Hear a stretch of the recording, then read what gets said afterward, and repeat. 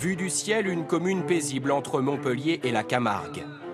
Des petites maisons, des ruelles étroites. Le plan panoramique pourrait introduire un reportage touristique. Mais c'est une autre histoire qui plane sur la ville. Un conte d'amour et de mort. Et une quinzaine de jeunes djihadistes partis en Syrie. 6 d'entre eux sont morts. Entre la paix et la guerre, la douceur et l'horreur, le paradis et l'enfer, le récit repose sur le contraste.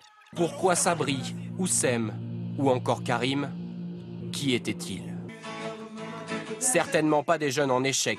Voici Raphaël à la guitare. Un flash, comme l'éclair d'une bombe, assure le passage d'un monde à l'autre.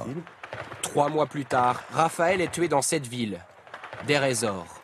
La ville de Lunel est le héros du récit. Et comme tout héros, elle a sa part d'ombre. Elle doute et s'interroge à travers les paroles de ses représentants.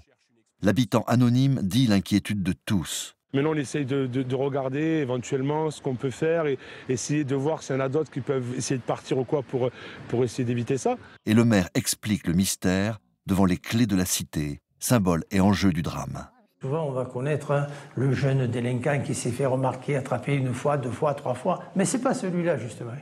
Les interventions du journaliste scandent cette parole collective.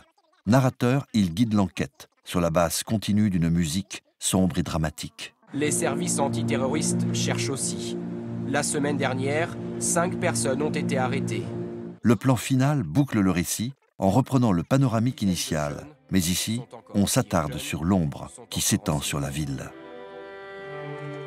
En résumé, la construction narrative du reportage met en scène l'inquiétude d'une cité. L'accent mis sur les contrastes révèle, par-delà la vérité des faits, la complexité du héros, sa part d'ombre, les forces obscures de la ville.